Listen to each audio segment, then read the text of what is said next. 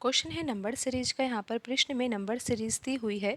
हमें पता लगाना है कि नंबर सीरीज में प्रश्नवाचक चिन्ह के स्थान पर कौन सी संख्या आएगी। तो आइए सबसे पहले हम यहाँ पर पैटर्न को समझते हैं। आप देखिए यहाँ पर 8 लिखा हुआ है।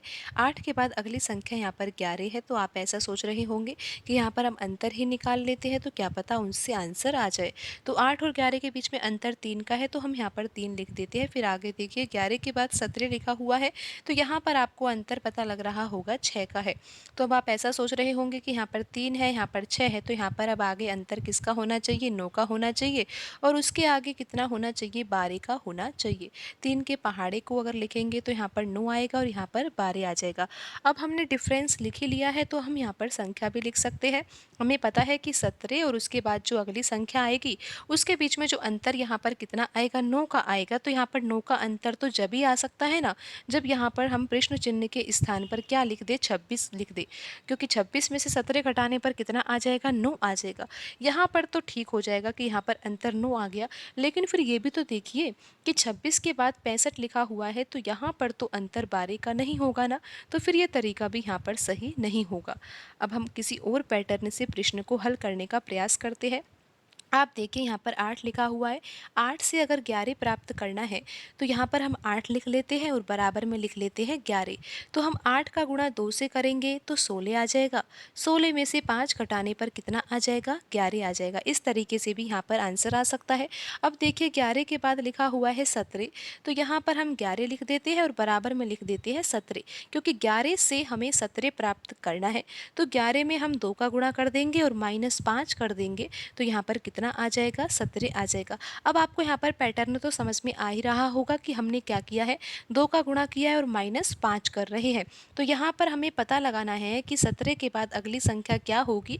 तो हम 17 में 2 का गुणा कर देंगे और -5 कर देंगे। तो यहाँ पर कितना आ जाएगा? 17 दूनी 34, 34 में से 5 घटाएंगे तो कितना आ जाएगा? 29 आ जाएगा। तो यहाँ पर प्रश्न चिन्ह के स्थान पर कौन सी संख्या आएगी? 29 आएगी। लेकिन अभी आप ये भी तो देखिए कि 29 के बाद ये अगली संख्या 65 आ भी रही है या नहीं, इसी पैटर्न से। तो यहाँ पर हम 29 में यही पैटर्न लगाकर देखते हैं। तो हम 29 में 2 का गुणा करेंगे और -5 कर देंगे। 29 गुणा 2 कितना होगा? 58 होगा। और 58 में से हम 5 घटाएंगे ना तो कितना आएगा? 53 आएगा। लेकिन यहाँ पर तो 65 लिखा हुआ है। तो ये तरीका ही यहाँ पर सही नहीं है, क्योंकि यहाँ पर 29 आंसर आ भी गया है। लेकिन 29 के बाद अगली संख्या 65 तो इसी पैटर्न से नहीं आ रही ना। तो ये तरीका गलत है यहाँ पर। और ये आंसर जो 29 आया है ना, ये 29 भी यहाँ पर गलत होगा। हमें किसी और तरीके से ही प्रश्न को हल करना होगा, क्योंकि हम जो भी पैटर्न लगा रहे हैं वो पूरी सीरीज में ही लगना चाहिए। अब हम किसी और पैटर्न से प्रश्न को हल करने का प्रयास करते हैं। आप देखिए यहाँ पर 8 लिखा हुआ है ना, और 8 से हमें 11 प्राप्त करना है। तो यहाँ पर अगर आप 8 का आधा करोगे तो कितना आएगा? 4 आएगा। लेकिन यहाँ पर 11 लिखा हुआ है तो हमें 4 में 7 जोड़ना होगा जिससे कि यहाँ पर 11 आ जाए। आप ये पैटर्न समझे, आप एक बार फिर से समझिए। अगर हम 8 का आधा करें तो कितना आएगा? 4 आएगा। फिर 4 में अगर 7 जोड़ेंगे तो कितना आ जाएगा? 11 आ जाएगा। इस तरीके से भी 11 आ सकता है।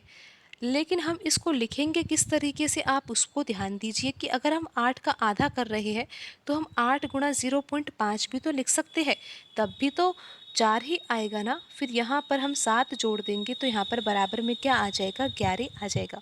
इस तरह से आपको यहाँ पर लिखना है। फिर आप देखिए 11 के बाद अगली संख्या 17 है। तो 11 में हम गुणा किसका करें? 11 में अगर हम 1 का गुणा कर दे और यहाँ पर हम +6 करेंगे ना तो भी यहाँ पर क्या आ जाएगा? 17 आ जाएगा। तो इस तरीके से हम यहाँ पर 11 से 17 प्राप्त कर सकते हैं।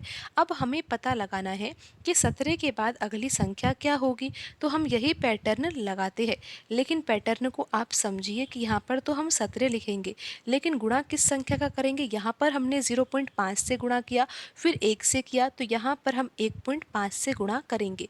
लेकिन हम किस संख्या को जोड़ेंगे? आप यहाँ पर ध्यान दीजिए। 7 को जोड़ा, फिर यहाँ पर 7 से कम क्या है? 6, फिर 6 से कम क्या होगा? 5, तो यहाँ पर हम 5 जोड़ेंगे। अब आप यदि 17 का गुणा 1.5 से करोगे तो कितना आएगा? 17 का गुणा 1 से करेंगे तो 17 आ जाएगा, फिर प्लस का चिन्ह। 17 का गुणा 0.5 से यानी कि 17 का आधा।